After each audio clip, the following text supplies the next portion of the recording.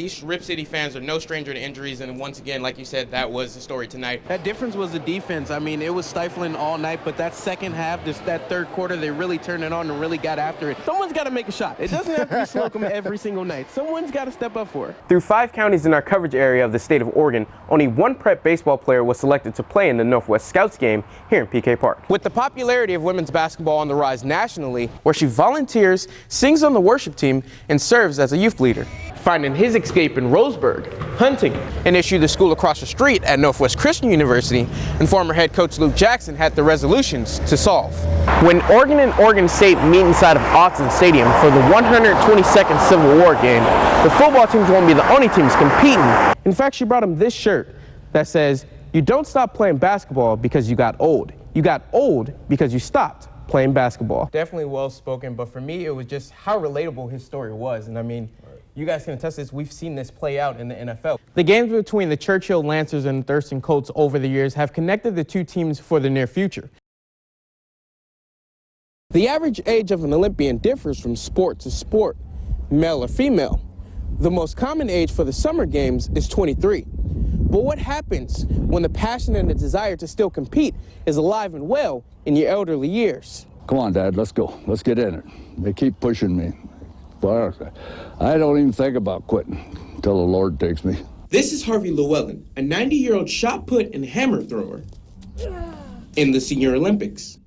I was always in sports. I played town team basketball and baseball, and I refereed football for 53 years, and I refereed basketball for 22. And then when I took my kids over to the all-comers meet at Hayward Field, well, I thought that would be pretty good, so I got back in it. I hadn't did track since 48 when I was in high school. Llewellyn was approached at that meet to join the Oregon Track Club Masters for athletes 40 and up. From there, he went on to compete in multiple Senior Olympics, where he broke record after record in his division. It makes you feel good that you can still do it. Yeah, a lot of people just give it up, and I haven't given it up yet, but I'll stay with it. And I don't know that I'd have to break records to enjoy it. For you at your age, at the age of 90, what is the key to staying fit? Getting off the couch and eating right, I guess. I just stay active.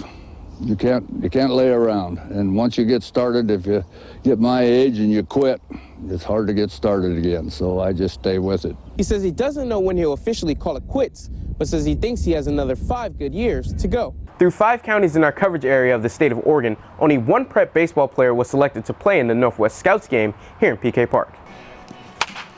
It's pretty crazy just to think that I'm like the only one from the 5 counties you said that got selected, and it's just kind of a blessing, but it also shows that like I still need to work harder and I need to be better. Churchill's sophomore Carson Leiden has been playing baseball for as long as he can remember. Coming from a family with a lot of history of playing diamond sports, Leiden is putting in the overtime work to be the second member of his family to earn a D1 scholarship. I just think it shows that I put in a lot of work in the offseason and everything, and I think it really pays off when you go into high school season, you're really successful and you get noticed by MLB scouts. That's when you know you're doing something right. But just as big as his bat is his heart. Leiden lost 2 people close to him in 2017 and 2018 to suicide. But despite the toll the deaths put on his life, he knew he needed to do something. I think I just wanted to prove to myself that I could get better and that I could save other people's lives as well. Because the whole thing is I don't want to just save one life, I want to save as many as possible. After fundraising with the American Foundation for Suicide Prevention, he started his own foundation, A World Free of Suicide, in 2018, and used his platform as an athlete to spread his message and honor those he lost. So for my high school season this year, I customized a pair of cleats that said NFWMG on my left shoe and NFCT on my right shoe for Never Forget Will Mensmer-Greening and Never Forget Christine Tofty.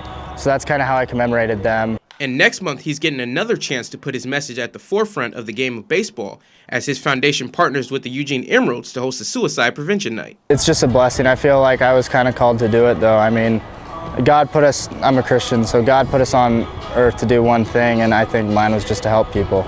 2 very different events united by a boy's passion for baseball. That game will be held here in PK on August 11th when the M's play the Vancouver Canadians. Reporting in Eugene, Ronald Clark, KZI 9 Sports. He's seen a lot of successes and a lot of failures, and so he knows what it takes to be successful. Last season, the Thurston Colts won their first ever state football championship with head coach Justin Stark at the helm and his son Grant anchoring the offensive line.